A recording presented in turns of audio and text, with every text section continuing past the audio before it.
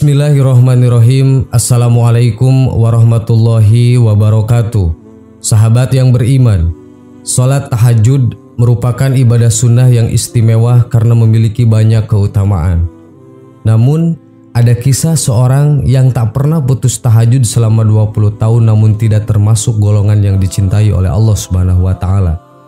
Perintah untuk menjalankan sholat tahajud tertuang dalam firman Allah surat Al-Isra ayat 79 yang berbunyi, Bismillahirrahmanirrahim, wa minal laili fatahajjad bihi nafilatan lak asya ayyab'asaka rabbaka maqaman mahmudan. Shadaqallahul adzim. Artinya, dan pada sebahagian malam hari bersembahyang tahajudlah kamu sebagai suatu ibadah tambahan bagimu. Mudah-mudahan Tuhanmu mengangkat kamu ke tempat yang terpuji. Keistimewaan sholat tahajud juga disebutkan dalam sebuah hadis riwayat Imam Muslim. Berikut artinya, Rasulullah SAW bersabda, sebaik-baik puasa setelah puasa Ramadan adalah puasa pada bulan Allah. Sebaik-baik sholat setelah sholat wajib adalah sholat malam. Hadis riwayat Muslim. Namun di balik keistimewaannya, ada ahli tahajud yang justru merugi dan tidak termasuk golongan yang dicintai oleh Allah. Dikutip dari buku Mukasyafatul Qulub karya Imam Al-Ghazali, diceritakan sebuah kisah tentang Syekh Abu bin Hasim yang sudah beribadah sepanjang hidupnya tapi tidak termasuk dalam golongan pecinta Allah Subhanahu wa Ta'ala. Al-Kisah, ada seorang ahli ibadah bernama Abu bin Hasim yang sangat rajin melakukan sholat tahajud. Hampir 20 tahun ia tidak pernah meninggalkan sholat tahajud. Pada suatu ketika saat hendak mengambil wudhu untuk tahajud, Abu dikagetkan oleh keberadaan sesosok makhluk yang duduk di bibir sumurnya. Abu bertanya, "Wahai hamba Allah, siapakah engkau?" Sambil tersenyum, sosok itu berkata, "Aku adalah malaikat utusan Allah."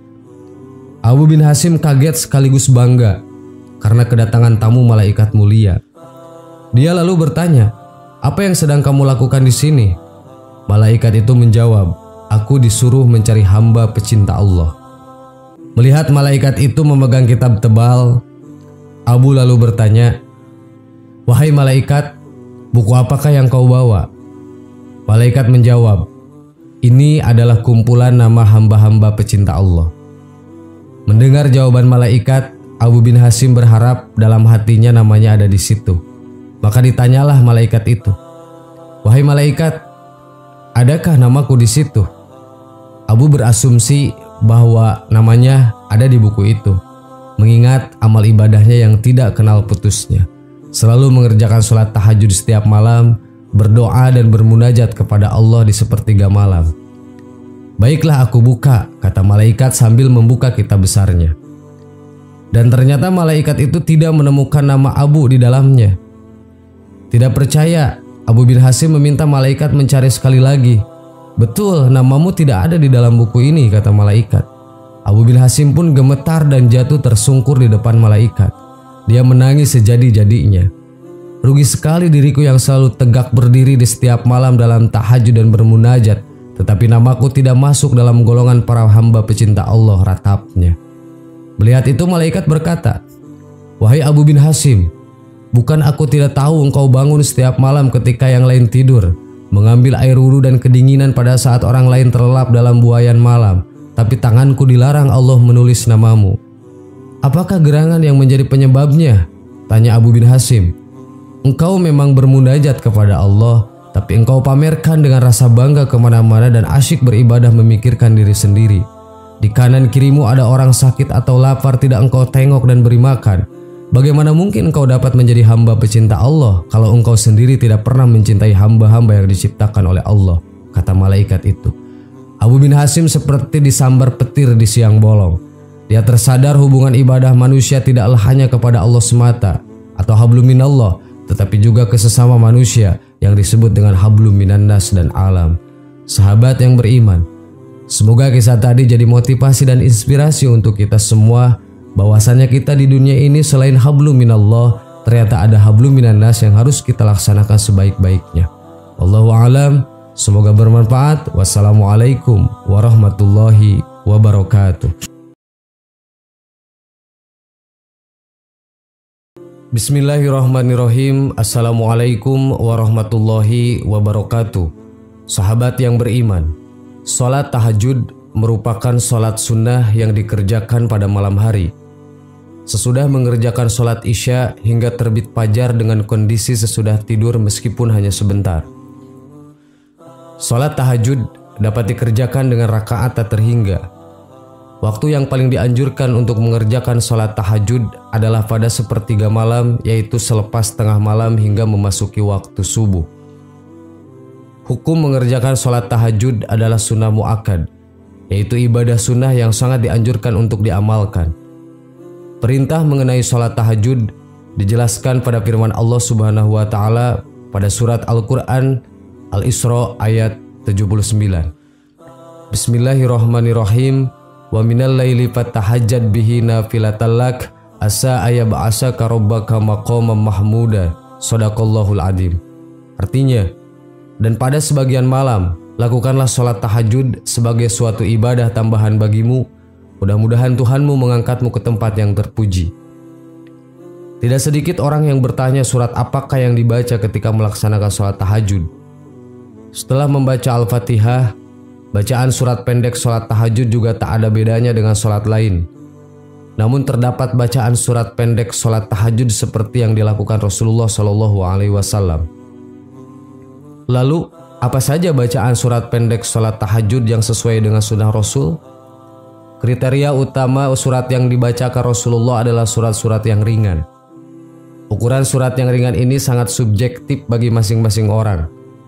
Membaca surat pendek yang ringan ini seperti difirmankan Allah Subhanahu wa Ta'ala dalam surat Al-Muzammil ayat 20 yang artinya, sesungguhnya Tuhanmu mengetahui bahwasannya kamu berdiri atau sembahyang kurang dari 2/3 malam, atau 1/2 malam, atau 1/3-nya, dan demikian pula segolongan dari orang-orang yang bersama kamu.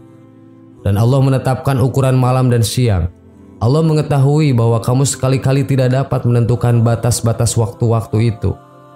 Maka Dia memberi keringanan kepadamu, karena itu bacalah apa yang mudah bagimu dari Al-Quran.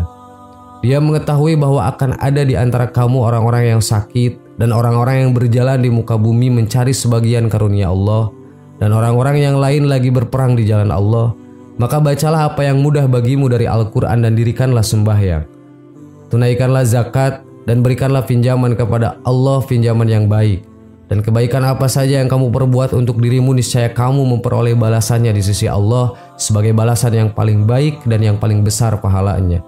Dan mohonlah ampunan kepada Allah, sesungguhnya Allah Maha Pengampun lagi Maha Penyayang. Surat yang pertama, surat An-Nas.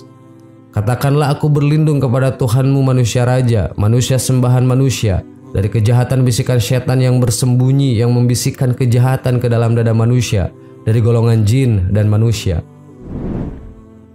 Yang kedua, surat Al-Falaq yang artinya, katakanlah aku berlindung kepada Tuhan yang menguasai fajar dari kejahatan makhluk yang Dia ciptakan, dan dari kejahatan malam apabila telah gelap gulita, dan dari kejahatan perempuan-perempuan penyihir yang meniup pada buhul-buhul kalinya, dan dari kejahatan orang yang dengki. Yang ketiga, surat Al-Ikhlas. Surat Al-Ikhlas itu serupa dengan sepertiga Al-Quran, sehingga membaca surat Al-Ikhlas salat sholat tahajud seperti menghatam Al-Quran. Yang keempat, surat Al-Humajah. Surat ini menggambarkan celakalah orang yang mengumpulkan harta dan menghitung-hitungnya, dan sesungguhnya harta itu tidaklah kekal. Sahabat yang beriman, itulah ulasan mengenai 4 surat yang wajib dibaca ketika sholat malam, yaitu sholat sunat tahajud. Semoga kalian dapat mengamalkannya. Wallahu a'lam. Wassalamualaikum warahmatullahi wabarakatuh.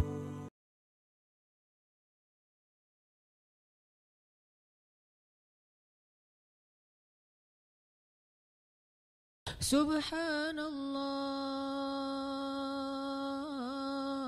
walhamdulillah wa la ilaha illallah wallahu akbar. Subhanallah, subhanallah walhamdulillah wa la ilaha illallah أكبر سبحان الله